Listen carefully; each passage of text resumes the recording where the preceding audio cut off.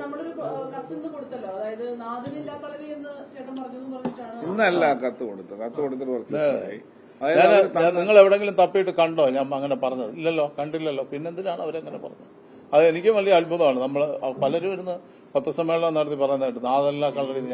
നമ്മൾ പറഞ്ഞ പത്രസമ്മേളനത്തിൽ അത് കാണിച്ചു തന്നാൽ, ഞാൻ പറഞ്ഞു അങ്ങനെ പറഞ്ഞിട്ടുണ്ടെങ്കിൽ അങ്ങനെ അതെടുത്ത് കാണിച്ചു തന്നാൽ നമ്മൾ അതിന് ഇത് പറയാൻ തയ്യാറാണ്. പിന്നെന്താണ്? അങ്ങനെ പറഞ്ഞിട്ടില്ല, അവരും നോക്കി കണ്ടിട്ടില്ല. ഇതിന്റെ ഒരു പ്രധാന പ്രശ്നം എന്ന് പറയുന്നത് ഇപ്പൊ കഴിഞ്ഞ ദിവസം നിങ്ങളുടെ ലിസ്റ്റിൻ സ്റ്റീഫൻ തന്നെ നടത്തിയ വാർത്താ സമ്മേളനത്തിൽ ലിസ്റ്റിൻ പറയുന്നുണ്ട്, രണ്ടുപേരും ആന്റണി പെരുമ്പാവൂർ ആണെങ്കിലും സുരേഷ് ആണെങ്കിലും ഒരു മേശയുടെ അപ്പുറം ഇപ്പുറവും ഇരുന്ന് സംസാരിച്ചാൽ തീരാവുന്ന പ്രശ്നം ഉണ്ടായിരുന്നുള്ളൂ ഇതെന്നുള്ളത്. മാത്രമല്ല ആന്റണി പെരുമ്പാവൂരിനെ പൂർണ്ണമായിട്ടും സപ്പോർട്ട് ചെയ്യുന്നു, എന്നാൽ ആന്റണി പെരുമ്പാവൂരിനെ അത് അങ്ങനെ പറയേണ്ടിയില്ലായിരുന്നു പറയുന്നത് നവമാധ്യമത്തിലൂടെ. അപ്പോ സംഘടന എന്നുള്ള തലത്തിൽ എങ്ങനെയായിരിക്കും ആന്റണി പെരുമ്പാവൂരിനോടുള്ള ഒരു മാപ്പ് പറയേണ്ടി വരുമോ അദ്ദേഹം, അല്ലെങ്കിൽ ആ ഫേസ്ബുക്ക് കുറിപ്പ് പിൻവലിക്കേണ്ടി വരുമോ, എന്തായിരിക്കും? അതിപ്പോ ചേംബറാണ്, ചേംബറിലാണ് അതിന്റെ ഇതുള്ളത്. ചേംബറിൽ നിന്ന് പത്രസമ്മേളനം വിളിച്ച് പറഞ്ഞല്ലോ എന്റെ കാര്യങ്ങൾ. അപ്പൊ പിന്നെ ഞാൻ അതിന്റെ അകത്ത് ഇനി അഭിപ്രായം പറയാൻ പാടില്ല. അല്ല, ഞങ്ങളുടെ തീരുമാനത്തിലൊന്നും മാറ്റമൊന്നുമില്ല. താരങ്ങളുടെ പ്രതിഫലം കുറയ്ക്കണം എന്ന് തന്നെയാണ് ഞങ്ങളുടെ ആഗ്രഹം. അത് തന്നെയാണ്, അത് ഞങ്ങൾ പറയുകയും ചെയ്യും. അവരുമായിട്ട് മമ്മയായിട്ട് സംസാരിക്കേണ്ടതാണ്. ഞങ്ങൾ ഈ ഇഷ്യൂ റേസ് ചെയ്യും. ഞങ്ങൾ സമരം ചെയ്യുന്ന ഗവൺമെന്റുമായിട്ടല്ല, താരങ്ങളുമായിട്ടാണ് സമരം ചെയ്യുന്നത്. ഞങ്ങൾ ഗവൺമെന്റിനെതിരെയാണ് സമരം ചെയ്യാൻ പോകുന്നത്. ഗവൺമെന്റ് ടാക്സ് കുറയ്ക്കണം, ഇലക്ട്രിസിറ്റി ചാർജ് കുറയ്ക്കണം, എന്തെല്ലാം കാര്യങ്ങൾ ഇരിക്കുന്നു. ഇവിടെ ഒരു സിനിമ തിയേറ്റർ ലാഭത്തിലാണെങ്കിൽ നിങ്ങൾ ഏതെങ്കിലും ഒരു തിയേറ്റർ കാണിച്ചു തരാം. എല്ലാ തിയേറ്ററും നഷ്ടത്തിലാണ് ഓടുന്നത്. പിന്നെ ഈ പോപ്കോണൊക്കെ വിൽക്കുന്ന കാശ് കൊണ്ടാണ് അവർ കരകയറി പോണത്. എന്തെങ്കിലും ഇപ്പൊ കഴിഞ്ഞ നമ്മുടെ ചേംബർ പ്രസിഡന്റിന്റെ തിയേറ്റർ 18 ലക്ഷം രൂപയാണ് കഴിഞ്ഞ വർഷത്തെ നഷ്ടം. അങ്ങനെ ഓരോരുത്തരുടെ എടുത്തു കഴിഞ്ഞാൽ അതിന്റെ പ്രസിഡന്റിന്റെ ഫിയോക്കിന്റെ പ്രസിഡന്റിന്റെ തിയേറ്ററിന് നഷ്ടത്തിലാണ്, വൈസ് പ്രസിഡന്റ് തിയേറ്റർ നഷ്ടത്തിലാണ്. ഇവരെങ്ങനെ ജീവിക്കും? ഒന്നാമത് ആ ടാക്സ് കുറച്ച് കഴിഞ്ഞാൽ അത്രയെങ്കിലും ഞങ്ങൾക്ക് നെറ്റ് കൂടുതൽ കിട്ടും പൈസ. അതല്ലേ നമുക്ക് വേണ്ടത്. പ്രൊഡ്യൂസറിനും ബെനിഫിറ്റാണ് അത്. ഇന്ത്യയിൽ 2 സംസ്ഥാനങ്ങളിലേ ഉള്ളൂ, ഒന്ന് കേരളത്തിലും ഒന്ന് തമിഴ്നാട്ടിലും. വേറെ ഒരു സംസ്ഥാനത്തും ഇല്ല. എല്ലായിടത്തും GST മാത്രമേ ഉള്ളൂ.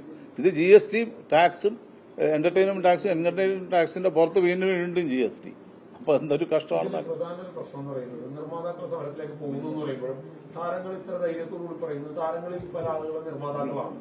അതുകൊണ്ട് തന്നെ ഈ പറയുന്ന കുറച്ച് നിർമ്മാതാക്കൾ മാറി നിന്നാലും ബാക്കിയുള്ളവരെ കൊണ്ട് സിനിമ എടുപ്പിക്കാമെന്നുള്ള ഒരു ധൈര്യം ഇതിനകത്ത് ഉണ്ടാവില്ല. സ്വാഭാവികമായിട്ടും അങ്ങനെ ഒരു സമരത്തിലേക്ക് പോയി കഴിഞ്ഞാൽ ഇത് എത്ര പേര് നിങ്ങൾ വിരലിലുണ്ടാകുന്ന പേരല്ലേ ഉള്ളവര് താരങ്ങള്, അല്ലാതെ ബാക്കിയെല്ലാം ഞങ്ങൾ നിർമ്മാതാക്കളല്ലേ.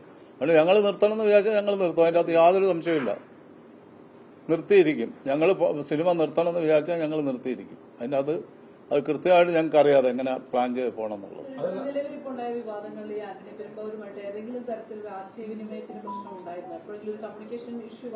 ഞാൻ എന്തിനാണ് ആശയവിനിമയം നടത്തുന്നത്? എനിക്കെതിരെ പോസ്റ്റ് ഇട്ട ഒരാളെടുത്ത് ഞാൻ ആശയവിനിമയം നടത്തേണ്ട കാര്യമില്ല. തികച്ചും തെറ്റായ ഒരു കാര്യം അത് പറഞ്ഞതിൽ പിന്നെ ഞാൻ പോയിട്ട് അവിടെ ആശയവിനിമയം നടത്തും. എനിക്ക് അങ്ങനെയൊന്നും പോണ ആളുമല്ല ഞാൻ.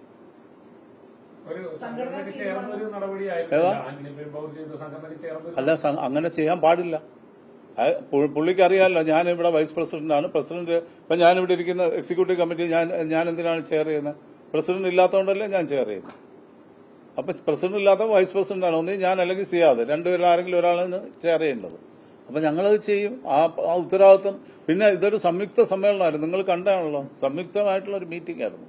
ആ മീറ്റിംഗിന്റെ ബ്രീഫിംഗ് ഞാൻ നടത്തിയെന്ന് പറഞ്ഞാൽ അത് എന്റെ ഞാൻ അധ്യക്ഷനായിരുന്നോണ്ട് ഞാൻ ബ്രീഫ് ചെയ്തതാണ്. പറയുമ്പോൾ ലിസ്റ്റിനന്ന് പറഞ്ഞത് സുരേഷ് ഏട്ടൻ പറഞ്ഞത് വാർത്താ സമ്മേളനം കണ്ടിരുന്നില്ല, അങ്ങനെ സംഘടന ഏൽപ്പിച്ചിരുന്നില്ല എന്നാണ് ലിസ്റ്റിൽ പറയുന്നത്. ആവർത്തിച്ച് ചോദിച്ചിരുന്നു മാധ്യമപ്രവർത്തകർ. അങ്ങനെ പറഞ്ഞില്ല, ഏൽപ്പിച്ചില്ല ഒന്നും പറഞ്ഞില്ല. അതങ്ങനെ ലിസ്റ്റിന് കൂടെ ഉണ്ടായിരുന്നല്ലോ ഇവിടെ. നിങ്ങളെടുത്ത് വെച്ച് നോക്ക്. ലിസ്റ്റിനും കൂടി ഇരുന്നല്ലേ ഞങ്ങളിവിടെ മീറ്റിംഗ് നടത്തിയത്. ലിസ്റ്റിനും ഉണ്ടായിരുന്നല്ലോ മീറ്റിംഗ്. നിങ്ങൾ അതിന്റെ വിഷ്വൽസ് എടുത്ത് വെച്ച് നോക്ക്, എന്നിട്ട് പറ.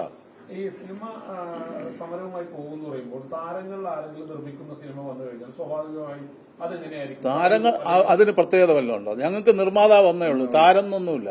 ഒരു നിർമ്മാതാവെന്നേ ഉള്ളൂ. അത് താരമായാലും അല്ലാത്ത ആളായാലും ഒരാൾ നിർമ്മാതാവ് എന്നുള്ള പേര് മാത്രമേ ഉള്ളൂ. അല്ലാതെ അത് താരമായിക്കോട്ടെ അല്ലാത്ത ആൾക്കോട്ടെ അതിലൊന്നും ഒരാൾ നിർമ്മിക്കാൻ വന്നു കഴിഞ്ഞാൽ ആ സിനിമ തടയുന്ന അല്ലെങ്കിൽ അങ്ങനെ ഒരു സമീപനത്തിലേക്ക് പോകും.